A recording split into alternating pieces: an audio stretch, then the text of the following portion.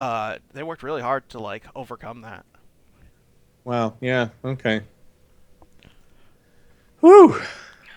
Okay, we are starting and we are live. Hello, everyone. Welcome back. Calvin has joined us. Hello, Calvin. Hi. Hello. Thank you. Thank you for having me. You missed all of Microsoft. You missed all of Ubisoft. But you did see Sony, and Yes. it may have been the best of the bunch. It was definitely the best paced of the bunch. Yes. That was just an endless stream of game trailers. Uh-huh. That was an Uh-huh. hour and 15 minutes straight of game trailers.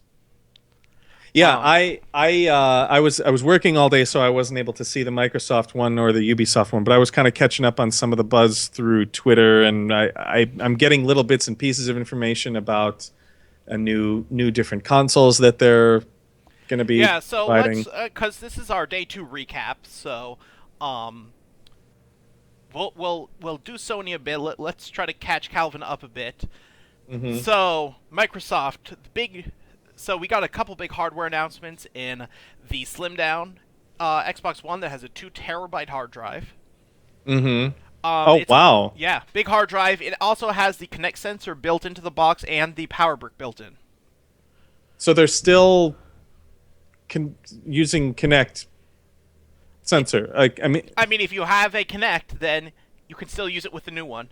But wow. they're Okay. not expecting you to set up an extra external sensor. I think so. Okay. Now they've All just right. built it right in, and instead of having a massive power brick, they've now put that inside the box as well. So, Mm-hmm. um, it looked really nice. It was much smaller, and again, with no power brick, there was no other thing other than the box that you needed to put in Mm-hmm. your home.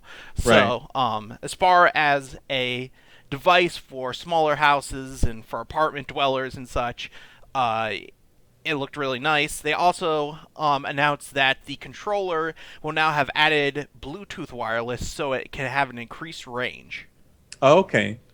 So does this mean also that you could theoretically link it up to a PC that has a Bluetooth? That is also probably the case because the other non-hardware related announcement was that all of Microsoft's published exclusive Xbox One games will now from now on be coming to PC, Right. and they showed PC players using this new Xbox One controller to play Forza and to play Gears and a ton of other games. So, yes, I think another part of it is that now you will be able to wirelessly connect that controller to a PC without having the special adapter dongle.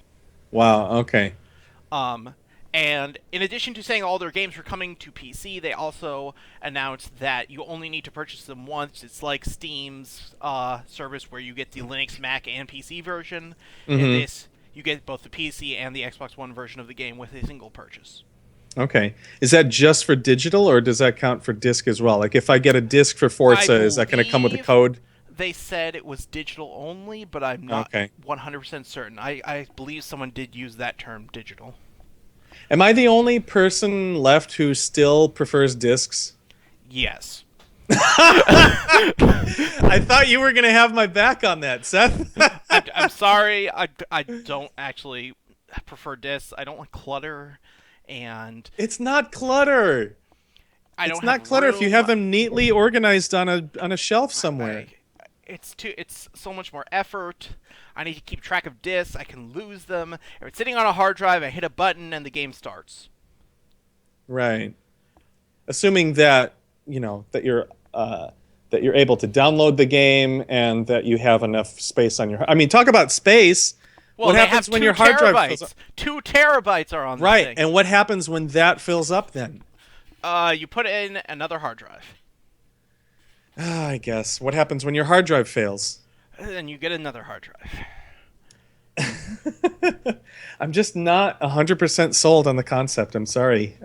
It still makes me a little queasy. I'm not going to lie, but whatever. There are several technical reasons as well why you do not want games to be on a disc. Well, I suppose it limits the file sizes and everything. Like you're only limited to what the capacity of the disk is. That's a key thing, and the other key thing, and really the big key thing for this generation in specific, is that you are limited by how quickly the media can be read from the disk. You're putting Yeah. another bottleneck there in for streaming, and as we talked about yesterday, streaming is already a huge issue for consoles this generation. It's why you, even if you buy the disc, you still have to install the game on a hard drive now. Right. Yeah. No. And that's solely an issue of there's only so fast you can read a spinning physical piece of plastic. Right. Right. And Yeah. so by putting it on a hard drive, you can drastically increase that bottleneck. All I'll say, here's my final point on it. Okay. In say, I don't know, in say 30 years time, when I want to play video games with my grandkids, is my digital copy still going to be there the same way that the disc would? Well, the disc would still be there, but the lasers that would read the disc will all be dead by then. So you'll have a media, but you won't have any way to read it. So There will be some kind of. Mm. Look, all I'm saying is, this Super Nintendo that I have still works. you're right. I know it's a completely different medium. I Yes, understand that. That's a cartridge. Cartridges also do have a time limit of sorts because they're magnetic, and there are actually a lot of NES cartridges that are starting to lose their data because the magnetism is going. Well, no, I thought that they were losing their data because the backup battery inside them. That's how they lose batteries. their save data. Yeah. I'm talking okay. they are losing the entire game from the cartridge. Oh, you're kidding Because the me. games are stored on the cartridge magnetically, and when the magnet loses its magnetism, the game goes away. Oh, So man. those are not, physical media is not necessarily longer lasting. Mind you, a mechanical hard drive is going to last less time than a disc or a cartridge. But if you were to store it, say, on a solid state drive, that will theoretically last forever almost. Well, no, but I mean, solid state drives can only be like written to and read so often before they start to suffer, unless I'm wrong about that. That is true, but if you wanted to use one as a storage thing, then you would just only write to it once. It would be, I see. If you were using it for an archive, you would not be constantly rewriting and deleting files. Okay, I see what you mean. Well, anyway. Yeah, so, there's a lot of reasons. Microsoft. Yeah, Microsoft. Yes. But back to Microsoft. Yeah. So we had the Microsoft Slim. It's called the Xbox One S is the full title. And so it's slimmed down. And you have the controller with Bluetooth, and the controller also now can be customized, like you would customize like a shoe on like the designer's website with different colors and your name and stuff. Oh, okay. Like if you're buying it as a gift, you can choose the color combinations they use on it and such, and write your person's name on it. And that's all well and good, but is this going to turn into another Xbox 360 with customizable faceplates? I hope so. What do you mean you hope so? God, that was great. Customizable face. No, I agree, but I mean they all but abandoned that pretty much when when they started coming out with the new models. I know. Well, I think the thing is that the whole customize your own controller, there's been a ton of success in that market with shoes and with glasses. By the glasses, I mean mugs type of thing. And, Sure, yeah. And pens, and there's a ton of stuff that you can get customized to your liking and choose your own colors and stuff. So there's a very strong precedent for that being very profitable for companies. Yeah. Okay. All right. Fair point. So I don't think. I guess if it doesn't work, then yeah, sure, they'll abandon it. And then you'll have a super rare Xbox One controller that will have your name and a special color pattern that only you like on it. So, right. Yeah. Any way you look at it, it's good whether you buy one or not. Yeah. Ultra rare, only one exists. It does have my name on it and the words "fuck you," but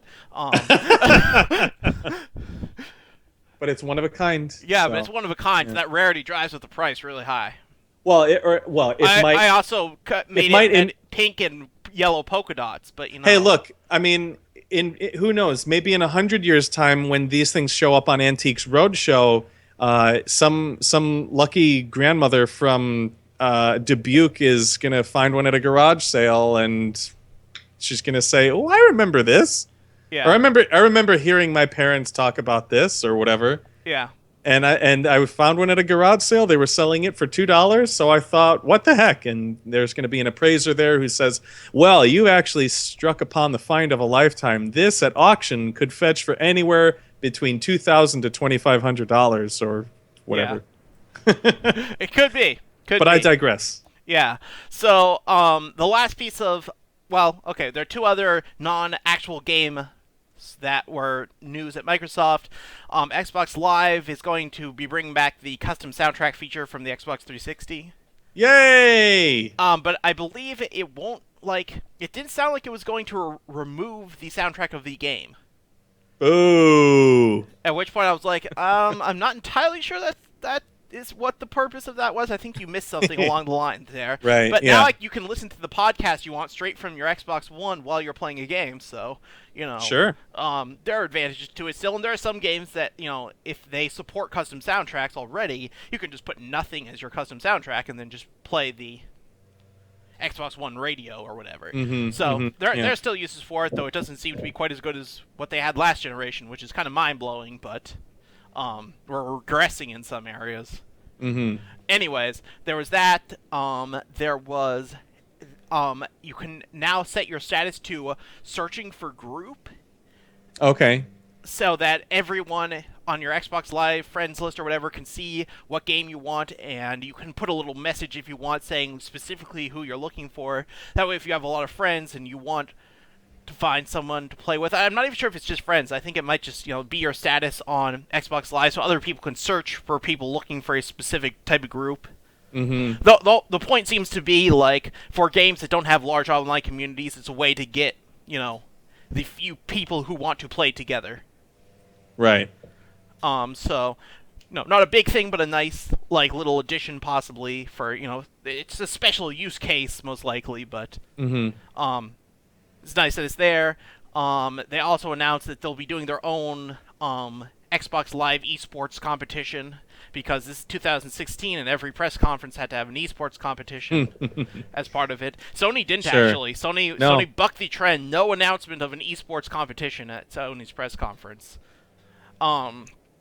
I feel like, I don't know, I feel like the esports thing is, It's free money. you know what? Well, yeah, but the thing about Sony is that, everybody's zigging and Sony's zagging, Yep. kind of. So, that was I think you're describing Nintendo. oh, well, right. Okay. So So everybody's Sony's like slightly deviating from the normal zig. uh-huh. Nintendo's zagging.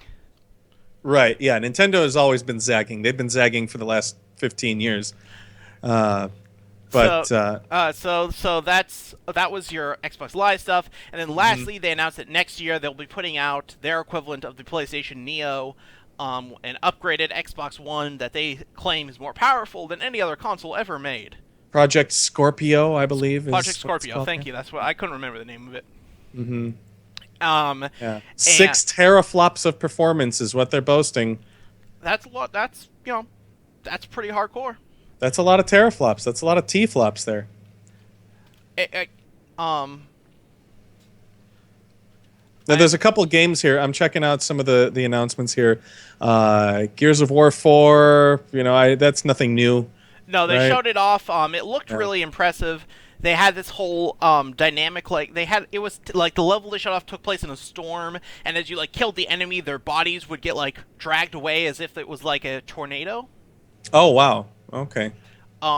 So there's your randomized weather patterns again. yeah, so it looked really nice. It didn't look like anything unique, but I've always enjoyed the core Gears gameplay. So a better looking version with some interesting twists in each level is not a bad thing in my mind.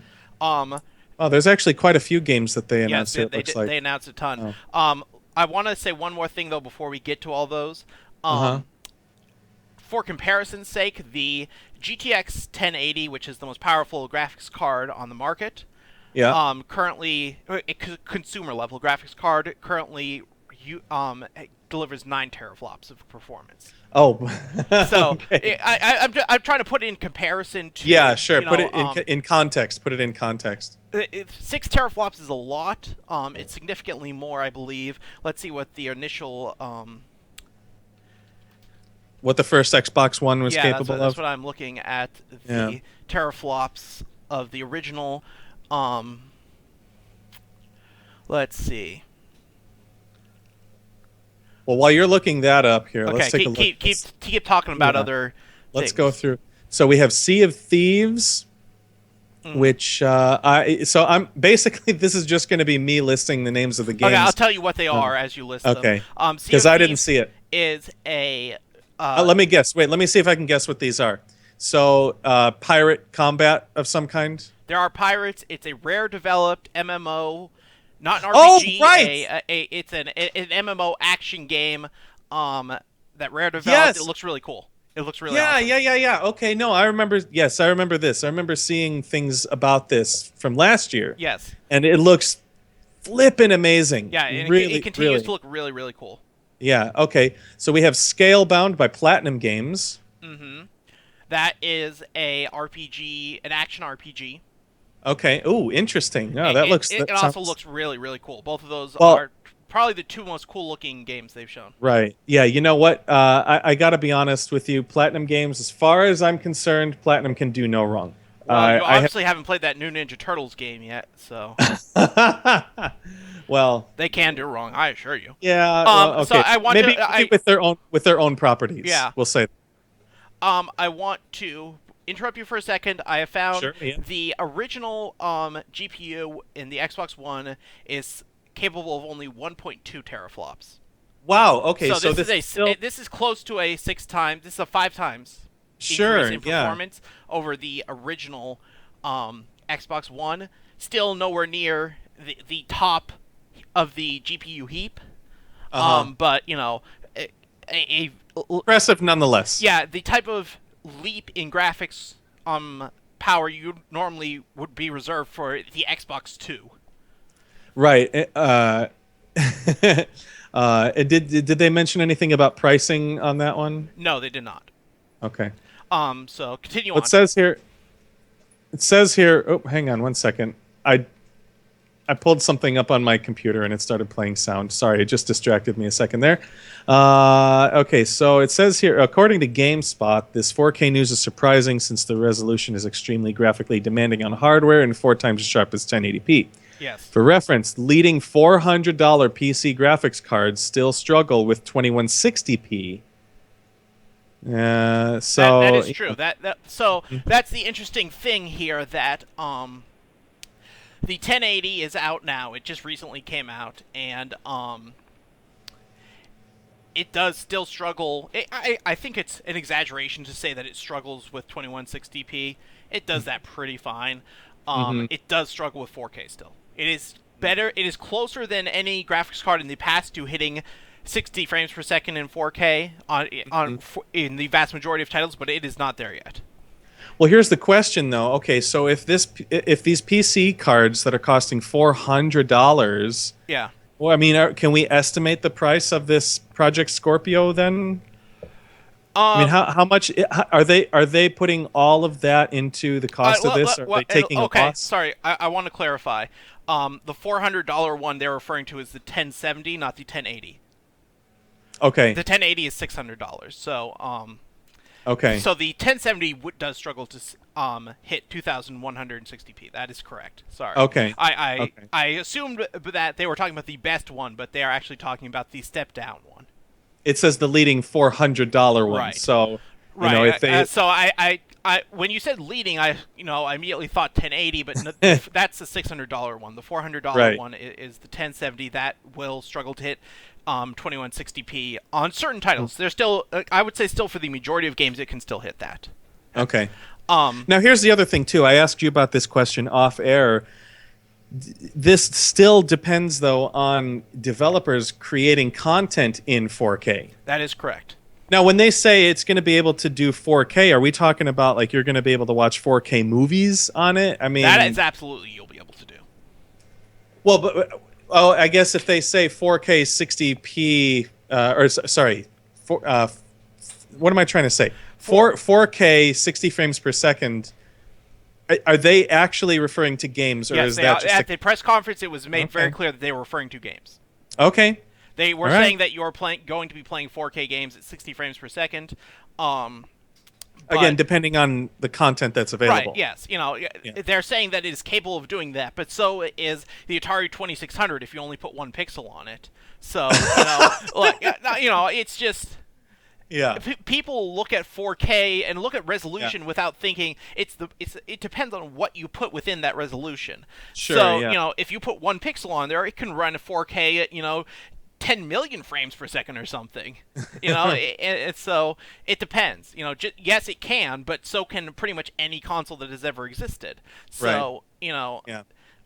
saying It's that buzzwords. It's just right. marketing. It's like, yeah, whatever. I mean, I And don't it's also worth Sure. mentioning that they're saying the same thing about VR, but VR has only a slightly smaller graphical footprint than 4K Right. because it's 3D, it's higher than 1080p in most cases.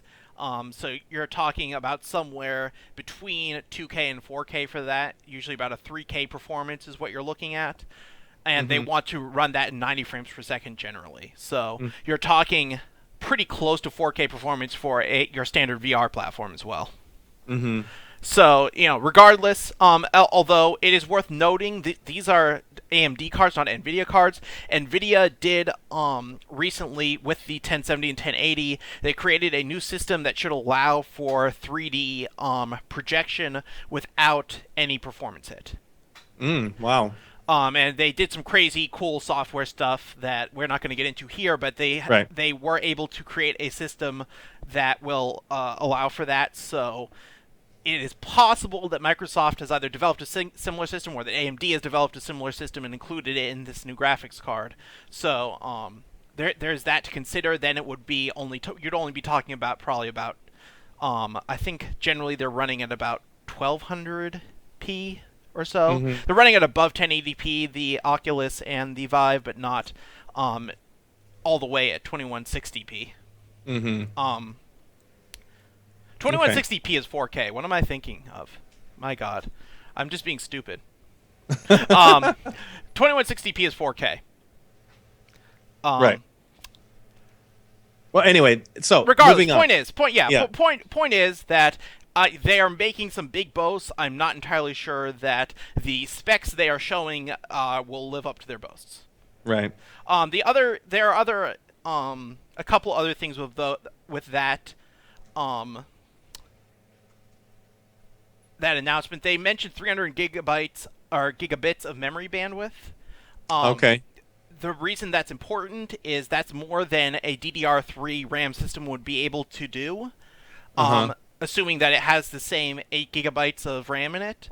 Right. So that suggests that they're moving from DDR3 RAM up to GDDR5 RAM. Okay. 320 gigabits is the same rumored bandwidth, I believe, as the Neo.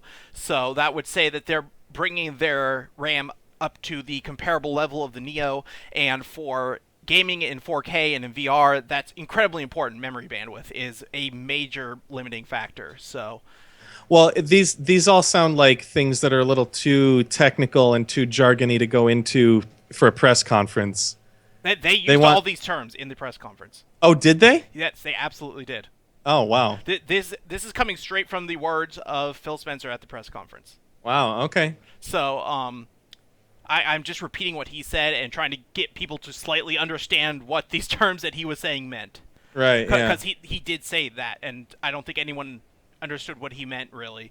But by saying that, what he was implying was that they were bringing their RAM to the same quality as Sony's, is basically what that means for you. Okay. All right. So that's your technical hardware level stuff. All right. Yeah. Now, the important thing, though, the meat and potatoes, right? The only reason that any of this even matters is the games. Right. Right. So let's go through a couple of these other ones here. So apparently, Keiji Inafune has got another one that he's working on simultaneously with Mighty Number Nine? It Is is. this It is. okay? It is Recore. Recore, That was yeah. also shown last year. Quickly, it was Oh, not a okay. gameplay trailer. It was a CG trailer. He's working on it with Armature Studios, which is made up of ex Metroid Prime developers. Okay. It Well, that could be it good. looked okay. Yeah. It honestly, I was not as impressed as I thought I would be with it after last year's trailer. Mm. I thought it was going to be a lot more heavily puzzle and focused and atmospheric, and it looked a lot more combat and platform focused. Well, yeah. Well, I mean. Um, so I was slightly disappointed after what the trailer last year made me believe this was going to be. Uh-huh. Okay. But Fair point. I still think it could be a fine game for Yeah. what it is. It just didn't look as impressive as I thought it was going to. Okay. So we also have. I'm going to skip past Final Fantasy 15 because that wasn't Microsoft exclusive. We It's have- worth mentioning that that was a different demo than was shown at Sony. Oh, right. Okay. Yeah. It looked like the God of War. Was it Kronos Atlas? What's the giant titan from God of War 3? Did you play God of War 3? No, I did not. Okay. There's a giant well, titan battle. Kronos would be the giant titan. Okay. Yeah. There's Just a battle. based on my knowledge of Greek mythology. Okay, so there's a battle in God of War 3 where Kratos fights Kronos. Mm-hmm. And, he's basically fighting his finger. 'Cause that's how Right. big Kronos is. Yeah, and yeah. This demo showed the main character of Final Fantasy 15, Noctis, fighting a Titan. Oh, okay. So it was a very similar, and it looked very similar to what God of War was. So that's Okay. that. Move on. Okay, neat. All right. Dead Rising 4, okay, fine. Another Dead Rising game, I guess. Yeah, the only interesting thing from that was that they did not use the term exclusive when they announced it. Right, okay. And as you recall, Dead Rising and Dead Rising 3 were both exclusives, and Dead Rising 3 was even funded by Microsoft, and I believe co-published by them. But every game up to that point had said exclusive to Xbox One and Windows 10, and this one just said available on. Oh, okay, interesting. So it's Well, possible that one's seeing a PlayStation release. Yeah, here's a couple that would be exclusive. We've got Forza Horizon 3 and Halo Wars 2. Yeah. Now- Forza Horizon 3 is set in Australia. Has Oh, cool. Same full- thing, like Music Fest kind of situation. They did not show what the structure of the campaign was. What they were showing was the co-op mode, which was similar to the Need for Speed's recent co-op modes, where you have all your friends playing in the world. And the big thing they were showing was because this was right after they had announced the cross-play between platforms, and so they had someone playing on Xbox One, they had someone playing with a racing wheel on PC, and someone Okay. playing on a mouse and keyboard, and so they were showing the co-op and all the different ways that people could play it. Neato. So it was really cool looking, and visually, obviously, I assume they were showing the PC version, and it looked incredibly impressive. Okay. Halo Wars 2 is being developed by Creative Assembly, Okay. and it looked a lot like Halo Wars 1. Sure. Is there demand for Halo Wars 2? I hear at least one person every E3 say that they wish they brought Halo Wars back. So You there's know some what? sort of demand. I will tell you this too. One time when my daughter was maybe like 2 years old or whatever, she was messing around with my Xbox 360 controller. Yeah. Managed to push a button to turn on the console without turning the TV on, and just was pushing buttons. I think I had something like 1,200 Microsoft points saved on my account, and she just kept pushing A. And you know how, like, when you bring up the Xbox 360 screen, or used to when, we're talking 6 years ago, Right. it had a promoted thing that would take you into the store. Yeah. And it was some kind of map pack for Halo Wars that she Right. just bought. And she just bought for me with my points, and I never had the game. I've never played the game. So, maybe they looked at that and they added to that. They added that to their metrics and said, well, people are buying the DLC. Yeah, maybe. But Creative Assembly, I mean, you're talking about a game you're talking about a studio that's got a long legacy with real time, is it real time or turn based It's both. strategies? Both. Okay. Yeah, I mean, They're a very talented studio. I love all their stuff. I know they are. I know they are very talented, but I mean, it's still just that weird thing about RTS on a console. Yep. It just It's not only on a console; you can play it on PC, just like well, all these right, other games. yeah, yeah, exactly. But you know, if someone's playing cross-platform, are the PC people going to just mop the floor with the console So people? here's an interesting thing that when they were talking about Gears of War, they said that co-op would be cross-platform. They specifically specified co-op and not competitive. So I believe competitive. They are, I think, looking at it on a game-by-game basis. Okay. Because that's the issue. For certain types of games, a mouse and keyboard is going to give a massive advantage. And something that some people were saying, well, they should just force people on the PC to use mouse or not to use mouse and keyboard if they want to play competitive. So that's an option as well. But it seemed that at least for Gears of War, they were just opting to not have the competitive component be cross-platform. Well, that'd be like telling people to play Mario Kart Wii and force everybody to use the Wii remote as the steering wheel. I don't see that working. I think that's the only way, though, you could have a fair competitive cross-platform game. Yeah. Or is this like, is there something, did they show anything in Halo Wars 2 about being able to control individual units? Because that might be the place where the controller would come in handy. I don't like know from a third-person over-the-shoulder perspective. It was not third person. It was overhead, like the first Halo Wars. Well, there you go. There's my prediction. That's going to come out. That's going to be revealed at some point. That you can that you can do co-op. One person on the PC controlling the overview, controlling the whole army. Someone on the Xbox One is playing an individual unit using the controller, and they can swap between units as need be. That would be a fun mode. I don't know if they're going to do that, but that would be pretty fun. Well, hey, look, if you heard it here first on Ludus Press, folks. If I'm right. If I'm not right, then it would still be a good idea. Think of it for Halo Wars 3. Yeah, it exists in some universe. I'll say that. There is an alternate universe where that is the case. It's actually not super different from what they're working on with that Fable game they canceled. Okay. Yeah. Well, there you go.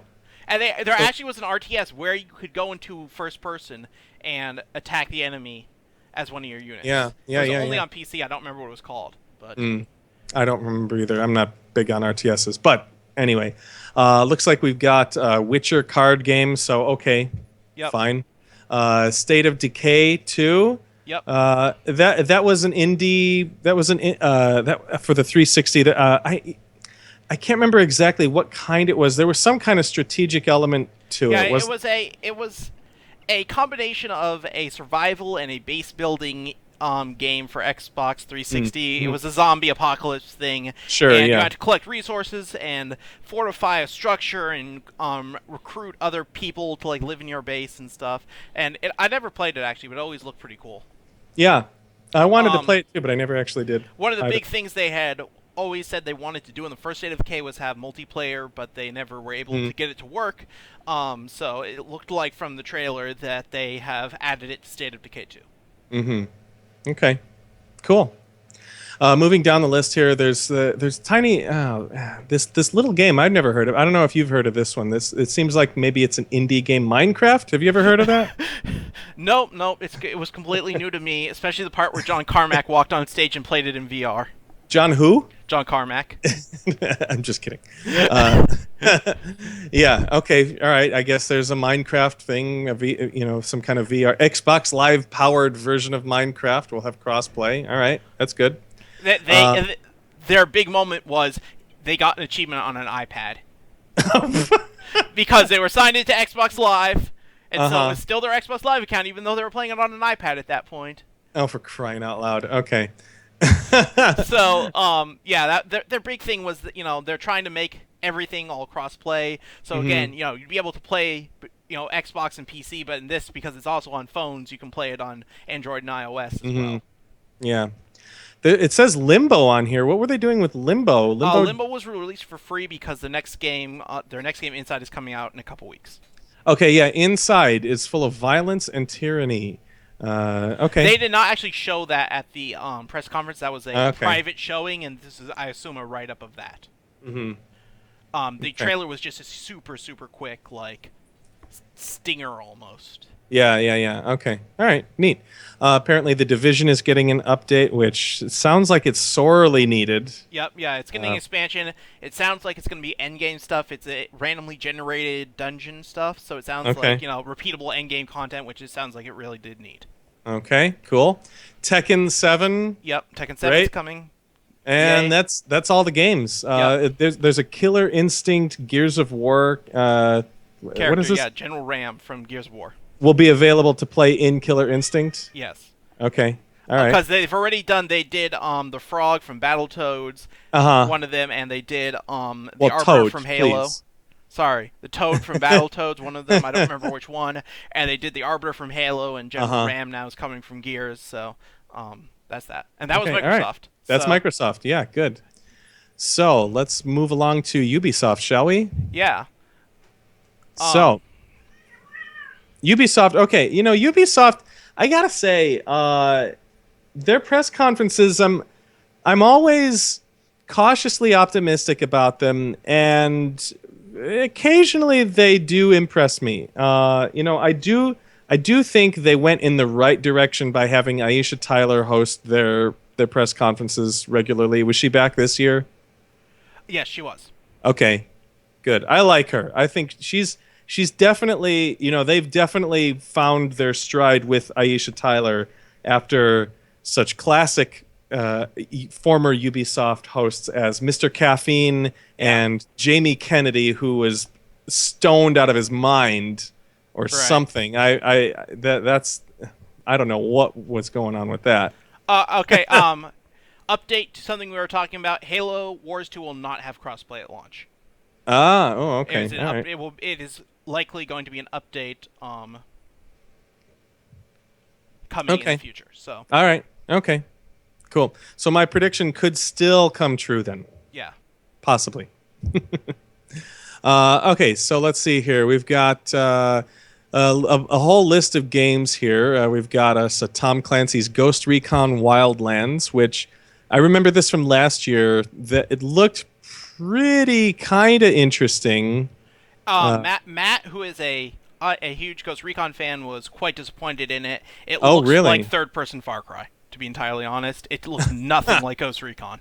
Oh wow. Okay. If you had put the word Far Cry on it, I would have been less surprised than seeing the word Ghost Recon pop up at the end. Mm-hmm. It just, there was no tactical element. They did not show AI teammates with you ever. Mm-hmm. So Well, see, I remember there being some kind of tactical element from what I saw last year. I mean, in as much as you could choose which path to take. you could choose which path to take in every Ubisoft game. You're describing a Ubisoft open world game. Yes, you could do this stealthily Okay. if you wanted. All right, fair enough. We've got Watch Dogs 2, which, I've seen. We already, this kind of, I don't know if it leaked or whatever. They announced this a few days ago. Yeah, they held their own Watch Dogs 2 stream. Okay, and it looked pretty neat. I mean, I'm kind of sort of digging the one person. I can't remember who it was. I saw this tweet come through my Twitter feed, said that it looked like Zack Snyder's Splatoon, and that he meant that in a good way. I don't actually know what that means. I don't know what he's trying to get at there. I think what he's trying to get at is that it sort of embodies this kind of I don't want to say millennial, but this like young person sort of like throwback to 90s type attitude, this sort of nostalgia for 90s attitude, and with also the intensity of attacking police cars and dropping cars off buildings and things like that. I honestly would not agree with that assessment of it. Well, what I mean, yeah, okay. I don't think I don't think it's 90s at all, honestly. It sounded, well, I'm not saying that it's 90s, in terms of, I don't know what he was thinking of, but to me, Splatoon kind of sort of figures into that as well, with this whole punk, like really, really colorful, like these neon color aesthetics. Yeah. Mm-hmm. That's really the only thing about Splatoon that says 90s, and the only thing about Watch Dogs 2, at least of the images that I've seen, that's the only thing that kind of says 90s Yeah. about it. But anyway, I guess we'll see more in the coming times. Right. Steep, it says here, open world action sports game, Steep. Yes, it is. Did you play the Xbox 360 or PS3 SSX title? No, I wanted to. I really wanted to. Well, you get a second chance now because it's called Steep. Okay. It is literally that FSX. Okay, it isn't literally, but it could very well literally be that SSX title. Okay. It is so similar that I actually thought I was watching SSX for a while. Oh, wow. Okay. They have almost all the same mechanics. The only difference, they have skis, where SSX obviously is pure boards, and you can play it in first person, which looked nauseating. So hopefully they do a VR mode with that. So steep implies the angle of the mountain that you go down, yes. not that you're making tea in No, the no. in the lounge in the clubhouse at the top of the mountain. No, it is implying. I guess it's made by Ubisoft Annecy, which is located at the bottom of the Alps. And Oh, so okay. they're like, yeah, we wanted to make a game about our homeland, and it's the Alps, so Sure. we thought we'd make a snowboarding game. Sure. It also says wingsuit and paraglide, so that looks pretty neat. I'm all about the wingsuit and wingsuit. paraglide were in Yeah. the SSX. In SSX, yeah. I'm all about the wingsuit. And like Okay. that SSX game, they gave you a mountain range, and you could choose your own drop-off point, and then you could set a course down for your friends to follow. And basically, it was like really reminiscent of that SSX game. Okay, neat. It also shows here, apparently Matt Stone and Trey Parker came by once again to talk about a South Park game. Yeah, they did, and Matt and I talked over their whole spiel. Okay. I'm pretty sure I actually put it on mute at one point. I mean, aren't they like super busy? Don't Yes, they are have super busy. like is this really the best thing they could be doing with their time to come the first to one the was really funny from my understanding. I actually didn't play it, but No. I mean for them to keep making their way over to the Ubisoft press conferences every year. It's in L.A. They live in L.A. They drove across yeah, town for one afternoon. Yes, it is the best understand- way to spend their time for that afternoon. I understand they're only across town, but you're talking about they were on stage for maybe what 10, 15 minutes, right? You know that they probably still had to book. They had to block 5 hours out of their day to do this. I understand, but you're getting. I mean, as for selling that game, yes, it is worth it to lose 5 hours of their day for them to come and personally sell this game to you. All right, I guess that's a good point. Okay. Next up, we have For Honor, which is apparently about Vikings and samurai. And knights. All right, that's it. I'm sold. It's like I guess it's a alternate history thing where all three of those warrior types actually fought each other. It's basically that game from Spike. What's that Spike TV show where they're fighting Deadliest Warrior? It's like Deadliest Deadliest Warrior. Yeah. Except it has a story, and they actually try to justify why these three different types of warriors are fighting each other. Mm-hmm. And Like I said, I'm sold. Yeah, and it had this complicated looking control scheme that was so complicated that they actually had to a UI that was displaying what the person demoing it was doing. Oh wow. I really Matt didn't seem to be bothered by it, but I was like, I really hope this is just for demonstration purposes so that people actually understand what this guy's doing, because there's UI all over this screen. Yeah, it could be distracting. So it looked really cool. They also last year they showed off a multiplayer mode for it, and this year they were showing off the single player. Okay. Cool. It looks really nice. It almost seems like Dynasty Warriors, but with a more tactical focus with the actual combat mechanics. Oh wow. Okay. And also, instead of just having, although that would be Samurai Warriors, instead of just having samurais and Samurai Warriors, they also have Vikings and Knights and Vikes. Yeah. Cool. Okay, next. Okay, Just Dance 2017. All right, Yep, there's a new Just Dance game. Sure, why not? Star Trek Bridge Crew. Yeah, and we're going to play that. One day, all of us at Ludus Press, we're all going to get a VR headset, and we're all going to play Star Trek Bridge Crew together, and it's going to be amazing. Until that point, it's going to be amazing for everyone else who actually has that and knows, I think it said 8 people. Yeah. 8 people? 8 Okay, people. so how many people would be on the bridge then? So you've But got. it's competitive. They're talking 4v4. Oh, okay, I see. You each Okay, so control. you'd have You had 4 people. They said you had the captain, you had the navigator, engineering, you had engineering, and yeah, you had one other person. I don't remember who. communications, I don't think it maybe. was Yeah. communications. I don't remember who they said the last person was. So Um, you could have one team of four would be controlling the Enterprise, and yes, then you'd have the other team would be the Romulans yes, correct. what's Worf's species? Why am I blanking on this? Klingons. The Klingons. Yeah, Klingons. Yeah. Okay. yeah. Essentially, Okay. that is what my understanding of it was. They only showed them controlling the Enterprise, Uh-huh. so I don't know like what the other team was controlling because they were showing them in combat, but it was showing because it was the actual cast. They were almost exclusively focused on showing these cast members playing, Sure, sure, not yeah. showing what Yeah. they were looking at. So they didn't. Yeah. I don't recall if they showed the ship they were fighting. Okay. So yeah, this is kind of a callback to. Well, I don't know if it's a callback because it's not that far back, but Artemis. I looked it up.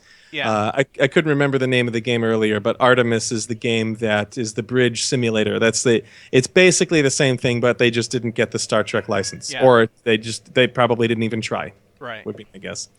Grow Up, a sequel to Grow Home, Correct. which Grow Home actually I have, but I've never played. I've been meaning to play that for the longest time, but I never actually got around to it. Same exact thing for me. I have it, haven't tried it.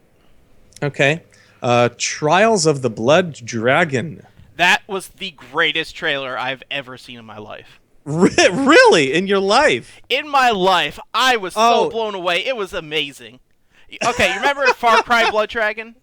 I remember hearing about it, yeah. And it had an amazing trailer too. But this one is with Trials.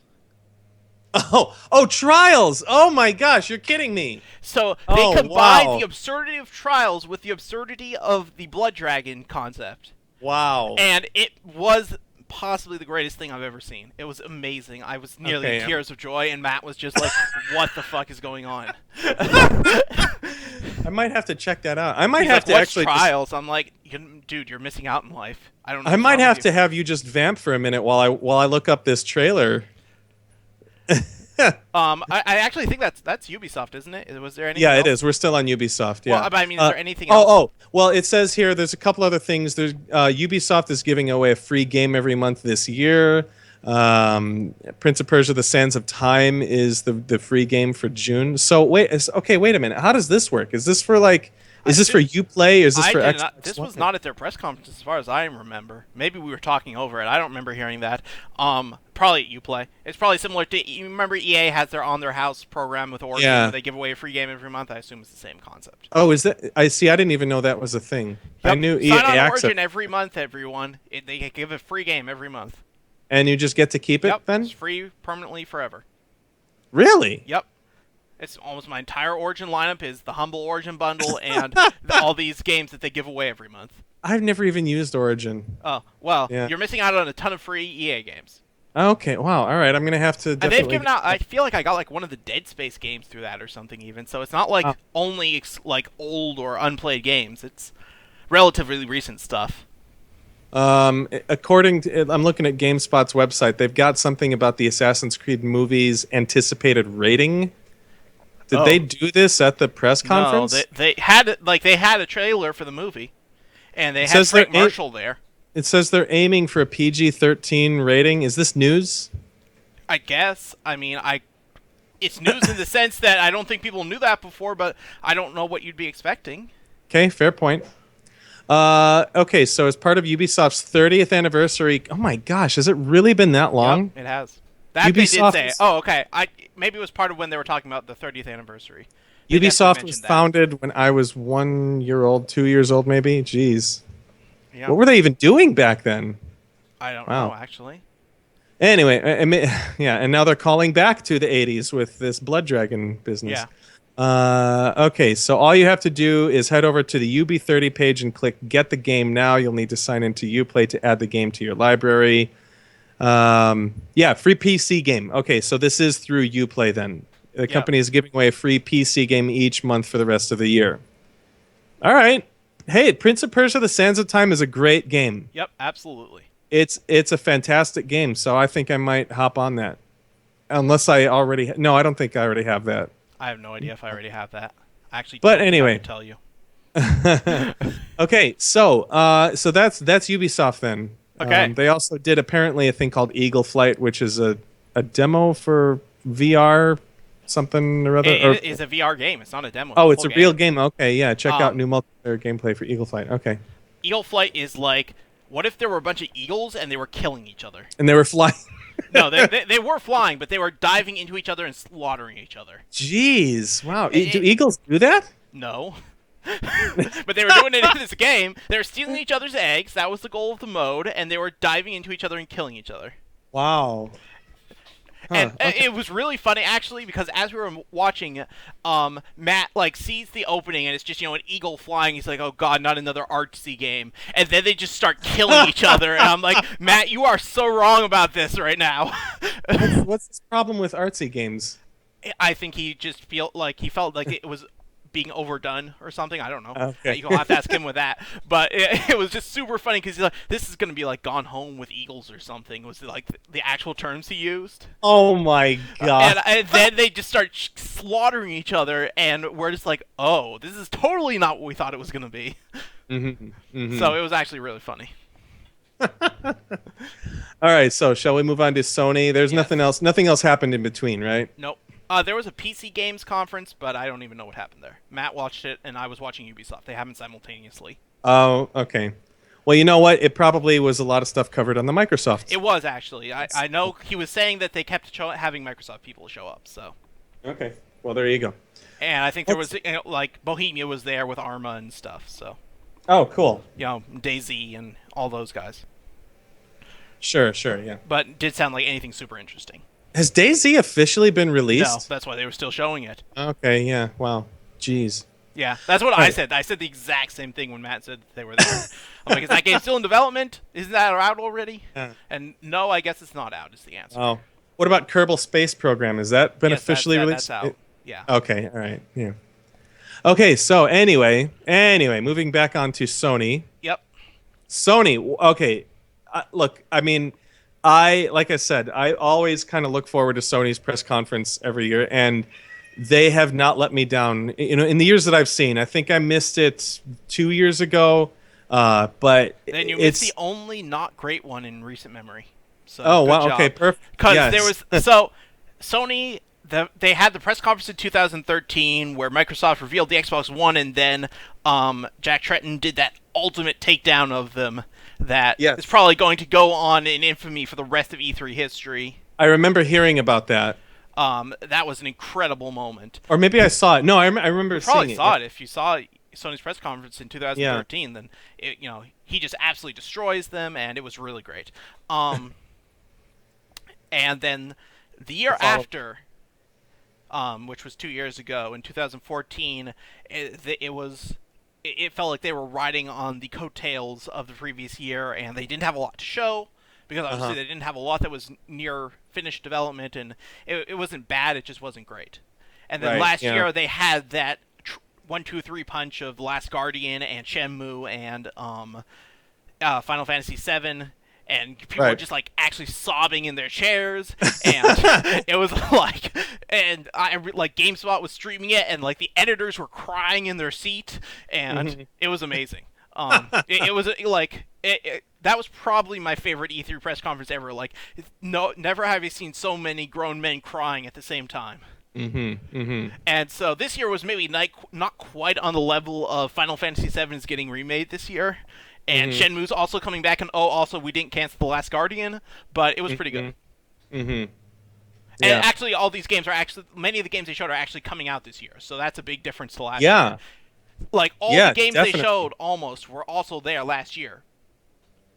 Because, they didn't actually, like, they used that 1-2-3 reveal to, like, hide from the fact that they didn't actually have anything. And this year they do. So okay. Yeah, they had tons of stuff this year. Before we talk about Unbelievable. before we talk about each individual thing, I do want it was really great. They went from trailer to trailer to trailer to trailer, and Yeah. they had a couple of the executives come on and talk for no more than a couple minutes apiece, and it was nearly Hmm. an hour and a half, hour 15 minutes probably of trailers there. Yeah, yeah, So yeah. just absolutely packed, especially compared to EA from yesterday for Oh certain, my and God.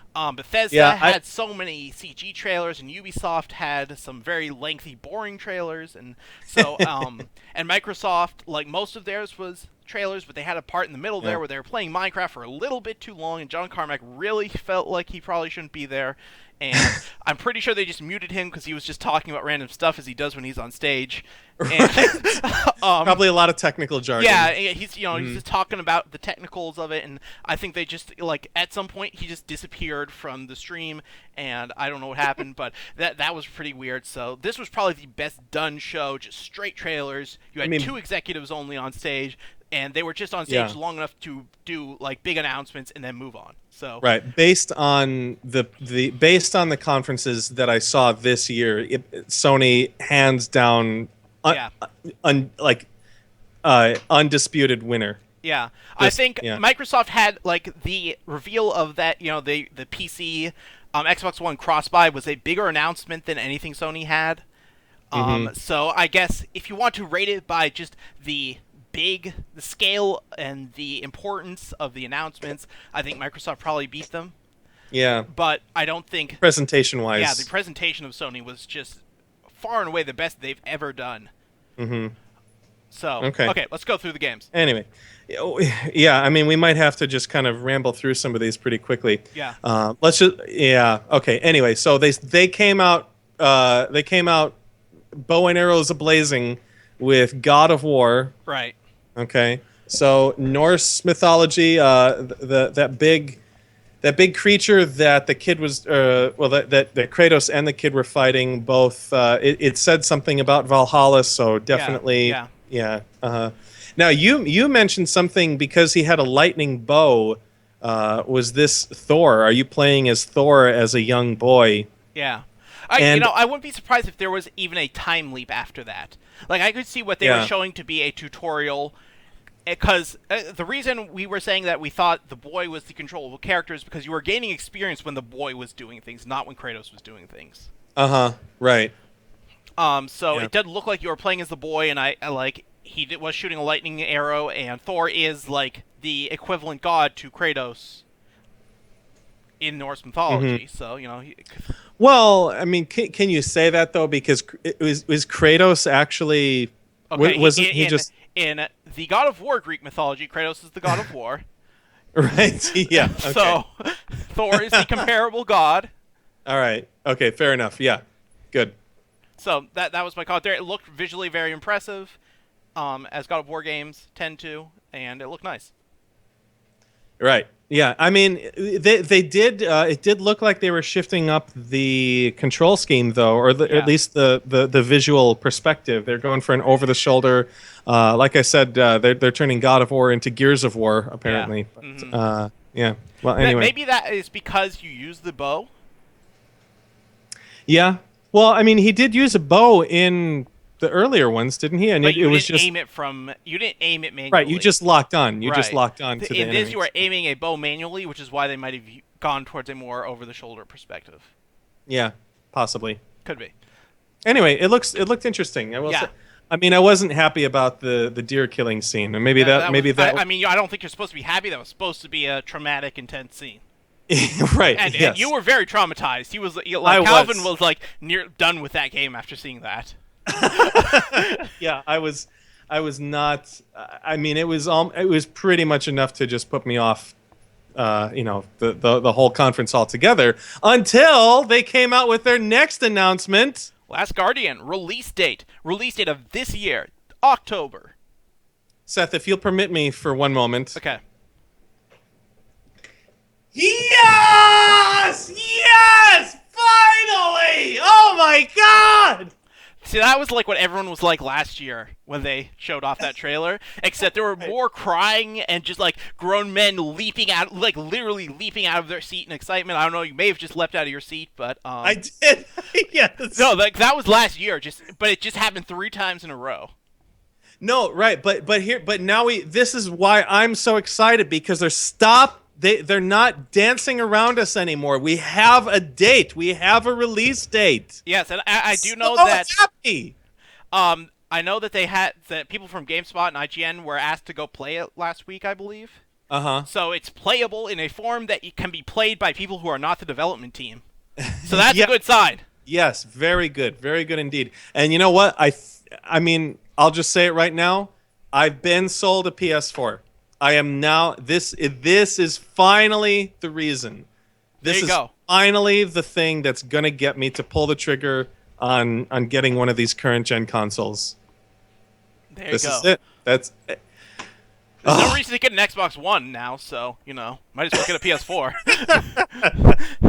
I like yeah. the whole thing with that Xbox One thing is like it's amazing for consumers, but I don't know what Microsoft is thinking. They just made their entire console pointless. Right. Yeah. Yeah.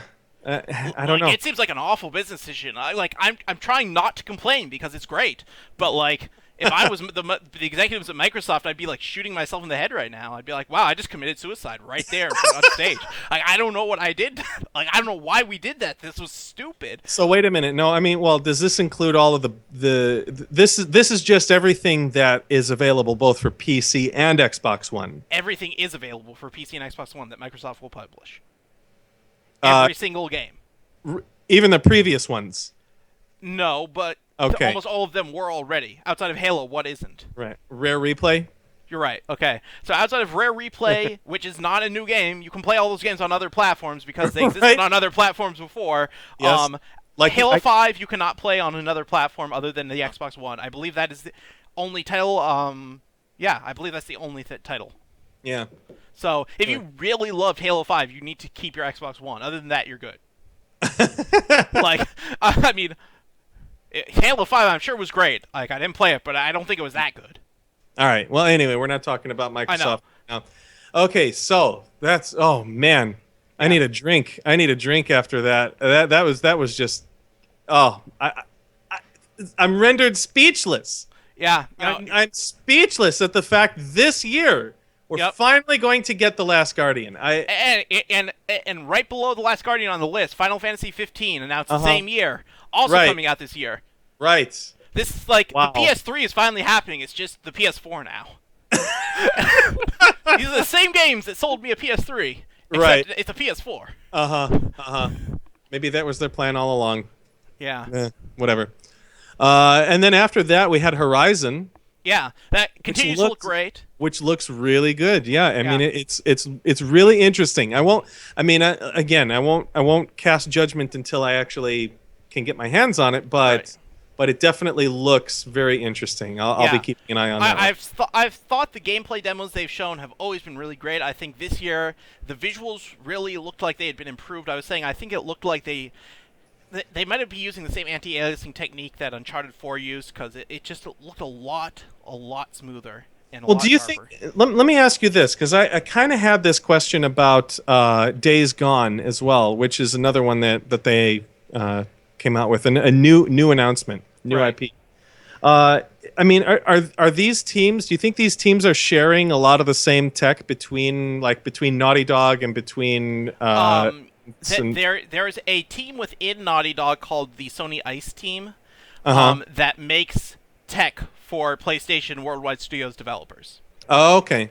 So I don't think many other teams share stuff with Naughty Dog. I think Naughty Dog develops stuff and then shares it with other people.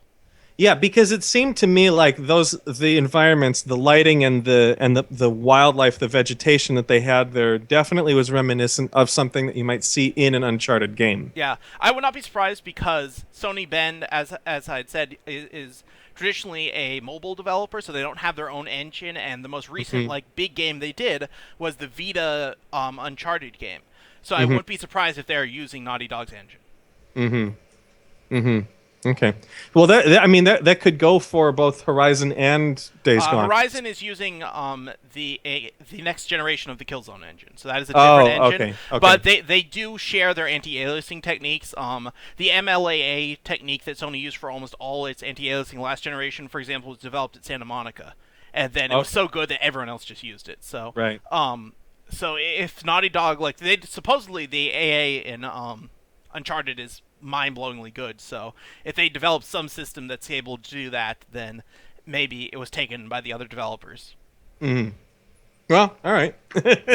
Yeah, I don't know. I don't know what the actual tech behind it is. This is all speculation. Yeah, it's just all speculation. But it looked so smooth. There was no aliasing whatsoever in that demo, and Yeah. it had been something that I noticed because it's very vegetation heavy. That game in specific, and I noticed that the vegetation was not aliased in previous demos, and it was this time around. So Right. I don't know what changed, but I do know that they solved that problem at Naughty Dog. So Cool.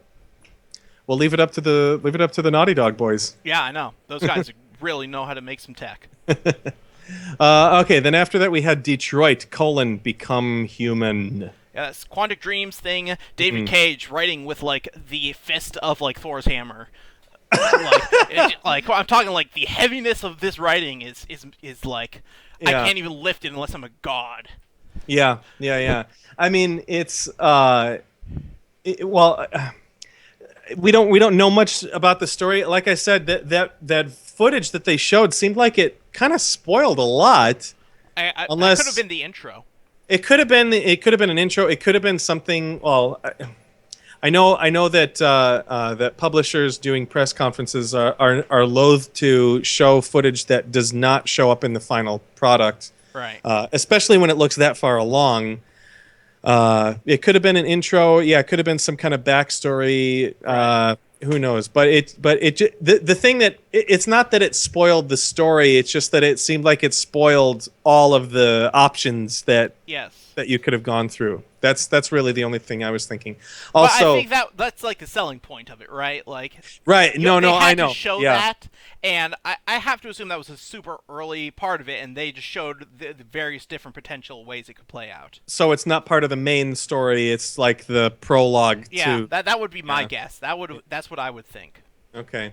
And then the other thing that I mentioned while we were watching it is that it seems like David Cage has finally come to grips with the fact that all of this technology his team creates to replicate real human emotion, he's just gone, you know what? Forget it. Let's just do androids now. Yeah. We're not crossing the uncanny valley anytime soon. Let's just make them all androids. So the interesting thing, this Detroit is actually based on a tech demo he did several years ago. Yeah, I remember that. There's a girl that had a human face with a robotic head. Yeah.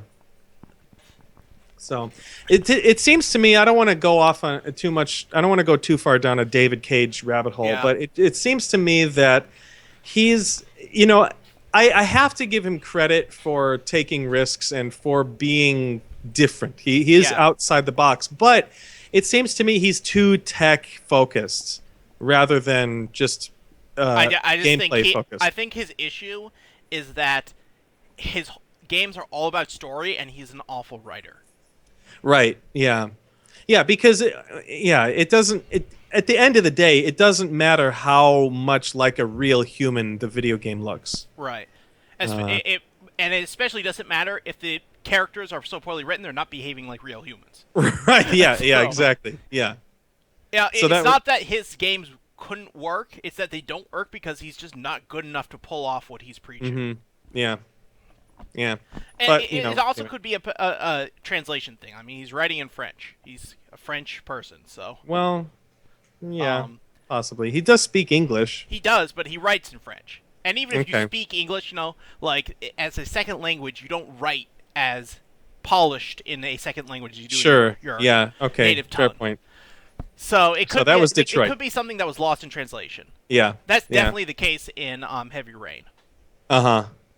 Oh, really? Okay. Yeah, that was definitely, there was a lot of translation issues. Mm. And there were also a lot of, like, the actors actually had French accents. They were playing Americans, but they had French accents. So, they probably didn't even speak the freaking language they were acting in. So, all right. Well, that was Detroit. Right. Detroit. Detroit. How do you pronounce Detroit in French? You probably just pronounce it Detroit. It depends if you Detroit. have a little line over the O, I guess, maybe? Maybe. I don't know. It's Well, an anyway. umlaut. If you put an umlaut over the vowel before the T, then you pronounce the T. If you don't, then you Right. wouldn't. So, I Like don't know. Moet and Chandon. Right. So you do sometimes pronounce the T at the end of those French words. It just depends. Okay. Anyway, this has been Ludus Press's French lesson, French I don't even etymology speak lesson. French. I just know Yeah, that because me my neither. sister speaks French. Yeah. Okay. So then after that, we had this. This actually kind of threw us both for a loop. Some Yeah. VR footage that just kind of looked like, you know how everybody's making a first-person horror game for VR. So that's Yeah. basically what we saw here, and we couldn't really Yeah, tell we kept anything. thinking like that maybe it was it almost looked like it was from the Amnesia folks or maybe a version of Outlast. Mm-hmm. Yeah. And then lo and behold, Resident Evil 7. Yeah, with a very cool logo Yeah. incorporating the Roman numeral 7. Yeah. Very cool. Yeah, just super good logo and like honestly, like not what I was expecting from Resident Evil 7, but Hmm. there's no way they could continue on from Resident Evil 6. And if they Hmm. had to go in a completely different direction, why is not go in the direction of something like Amnesia? Hmm. That's Sure, the yeah. direction horror games have been going in. So, stick with the times and do what everyone else is doing. Right. So I much don't for know. Zag. So much for going slightly veering off the zig or whatever Yeah. we said before. Okay, and then we already kind of mentioned Days Gone. Yeah, They showed that. that's a looks like either a zombie thing or a mutant thing. It's a post-apocalypse. Mhm. Could it kind of looked like an open world? Couldn't really tell.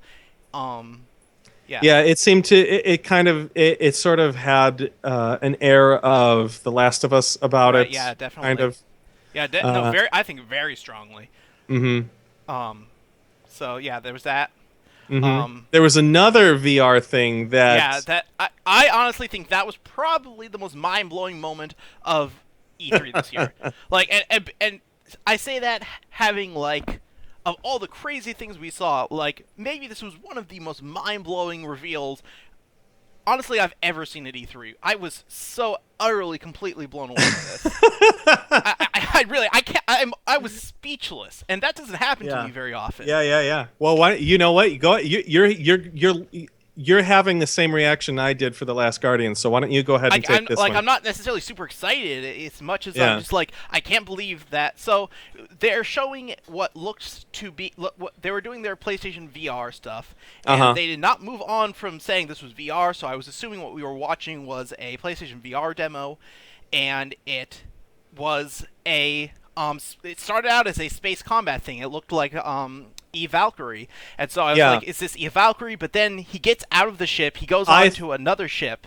I thought it was going to be something similar to like a Battlestar Galactica type. Yeah, situation. you mentioned Battlestar Galactica. After he got out Uh-huh. the ship and was shooting with a physical gun, I'm like, maybe this is Star Citizen. Floating through space. Yeah, floating through Yeah. space and really high, solid production values. I'm like, this looks like $100 million worth of game. Like those are the Uh-huh. exact words I used, I believe. Yeah. And so I'm like, what is this? This looks really cool, and it's doing all these different types of gameplay that I haven't seen combined before. And I think we were both really excited for it. And- Yeah. And it comes to the end, and the logo comes down, and it's freaking Call of Duty. Yes. It is Call of Duty Infinite Warfare. Uh-huh. And so, like, I don't think I have been excited for a Call of Duty campaign since Call of Duty 2. But Call of Duty 2, not Modern Warfare not 2. Modern Warfare 2, Call of Duty Yeah. 2. Wow. Like, Yeah. oh, yeah, I guess I was kind of excited for Modern Warfare. Uh-huh. That one, though, I kind of feel that one more crept up on me. Like, in advance, I was like, oh, this looks cool, but I don't necessarily think it looks that great. It was more of a... It was kind of a sleeper hit. It kind of yeah, it did, like you said, it crept up. It kind of Yeah.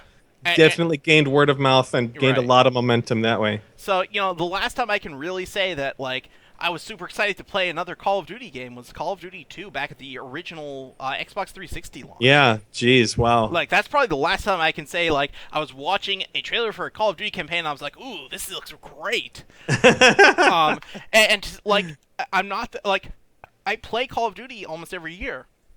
But it's the type of Yeah. thing like I play it and I'm done with it. It's not something I look forward to. It's just something I do every year. Right.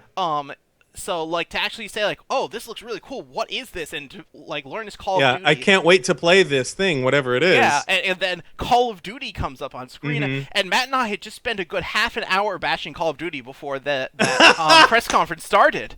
Like, we had streamed a good half an hour of Call of Duty bashing. I hope we That's streamed funny. that. I hope we didn't cut off the stream before that, because we were just bashing Call of Duty for like half an hour. And then, like, you see this, and you're just like, okay, they did it. They succeeded. Like, Wow. every single year, Call of Duty developers are like, no, this is the biggest change we've had since Call of Duty 4, right? Right. Like, that's Right, right, every yeah. single year they say that. And every single year it's like, no, this is pretty much like Call of Duty 4. This was Yeah. not Call of Duty anymore. Yeah. This yeah, was, yeah. This was unidentifiable as Call of Duty. This is the new, dare I say it, this might be the new standard against which all future, or at least military FPSs are now, they're gonna try to be riding these coattails here. Yeah. Yeah. So, sue me. I'm excited for a Call of Duty game for the first time in like a decade. So, it doesn't happen often, but occasionally Activision gets it right. Right. Yeah. Wow. Yeah. So That was- super that was psyched. That was really- an amazing reveal. Definitely. And especially because traditionally Call of Duty starts off the press conference that they are at. Right, because that's going to be the big seller. They want to open Right. strong. Yeah. And there's usually a very specific structure they follow, with having a couple of the developers come on and play it, and then at some point they're like, in the interest of time, they jump forward, and so there's been like for a good 5+ years, a pretty standard progression through that. Yeah. And so it was just really huge reveal, just completely shocked me. Well, good. All right. And then moving along, we've just got a couple more things to Yep. cover here. Spider-Man is coming out with Spider-Man's coming out with a game. Spider-Man is going to be in a new game developed by Insomniac. Yeah, and exclusive for PS4, it seems. I could not be happier about the direction this is taking. Yeah, it looked really great, especially when you Yeah. compare it to that Spider-Man 2 game that they put out a couple years ago, Activision. Right, yeah. There were a lot of rumors that Sony was making a Spider-Man game. The rumors had all pointed to not Insomniac, but Sucker Punch. Sucker Punch making Yeah, it. yeah. But Insomniac's a great choice too. They also have done an open world superhero game recently, so. Oh yes, what's the, I don't even remember what it's called, but it had the energy drinks for the thing that Sure, gave them superpowers. And that was Sunset an Overdrive. Yeah, Sunset Overdrive. That was an Xbox One exclusive, actually. Uh-huh. That's another Xbox One exclusive, actually. Halo Okay, there 5 you and go. Sunset Overdrive are your Xbox One exclusives. But yeah, no, Insomniac, I definitely feel like they are one of the right studios to handle Yeah, this. absolutely. This could definitely be super, super awesome. Yeah, definitely. and again, because the there's first- a couple things like Spider-Man.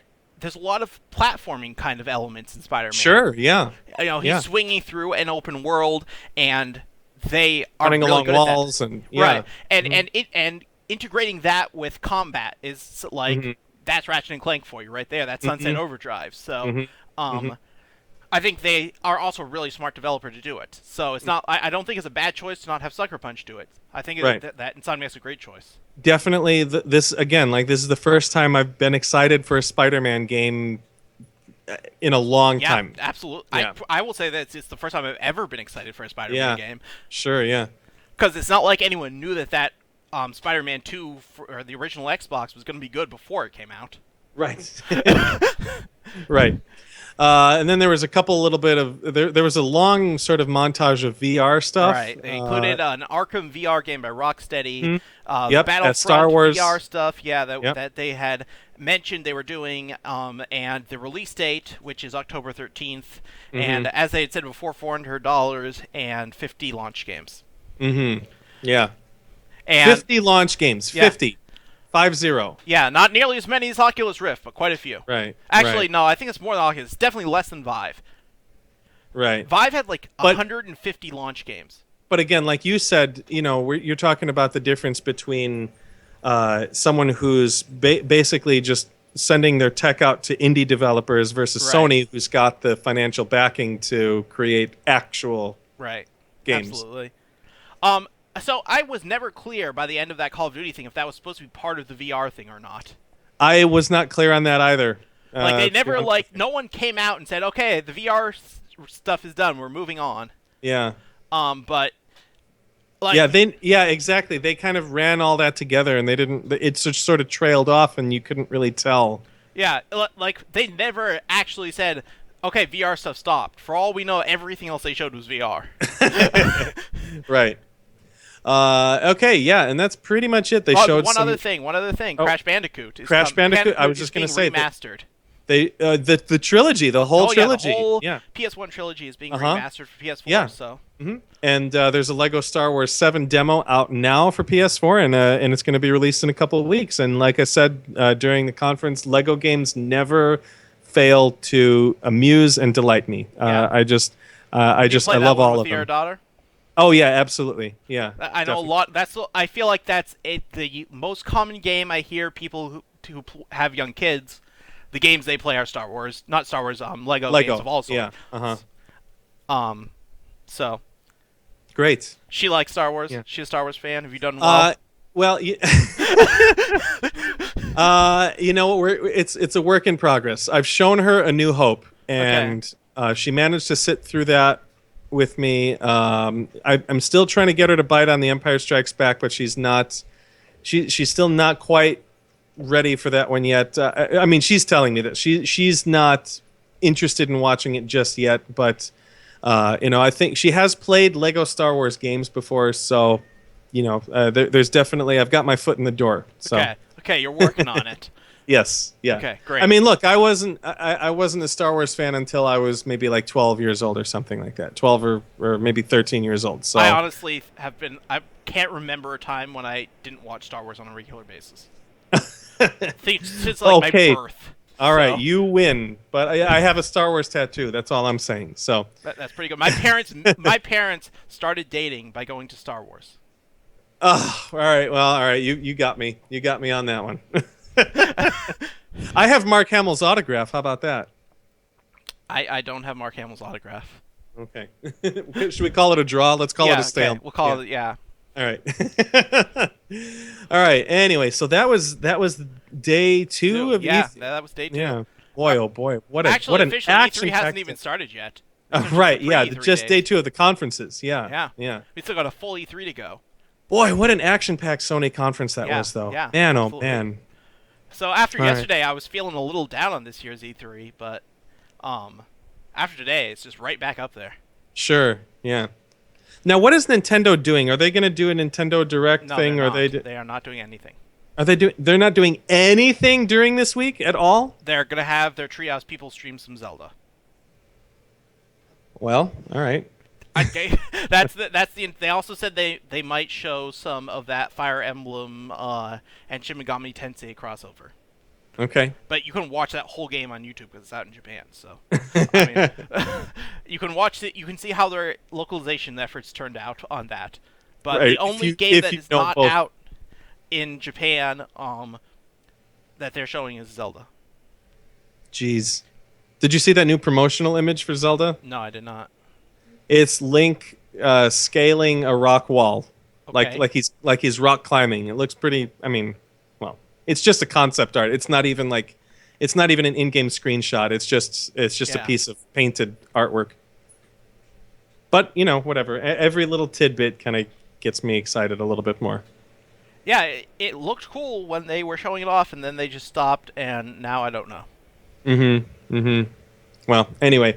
Well, we can talk about Nintendo some other time. Maybe Yep. after they do their next Nintendo Direct. I don't know. I We'll don't see. know if have they done one since Iwata died? Yeah, they did do one. I wonder They if that did- was, but it was like soon after, wasn't it? Wasn't it like something that he could have planned? No, I thought it was I thought it was something. There was something about it being like the first one since he passed away. I don't know. Could be wrong. I mean, he used to do them pretty regularly. and Sure, we yeah. haven't seen a Nintendo Direct in quite a while. Mm-hmm. And maybe it's just because they're holding off until the NX, whatever it's going to actually be called, Hopefully not NX. Oh, Nintendo, yeah. learn from your mistakes. Don't just use random letters as the titles for your systems. Actually describe what the system is. Right. That's my message for you, Nintendo. If you didn't announce it at this E3 because you still don't have a title, that's fine. Just get the title as something that we actually understand that it's a gaming system. It's a key thing separate for you. one. Yeah, A separate a new gaming system system, that is not just more Wii hardware accessories. Right. Thanks, that will do really well for your profits, I promise you. Anyway, so wow, boy, I just like I said, I need a stiff drink after all Yeah. that action. That was incredible. But I do have to get going. I got to get up early in the morning for work tomorrow. I got to let my dogs out now and stuff like that. So Okay. yeah. I'll talk to you later then. All right, thanks everybody who may have tuned in. Thanks for sticking with us through this. It's been great, and we will talk to you again soon. Yep. Bye. All right, bye-bye.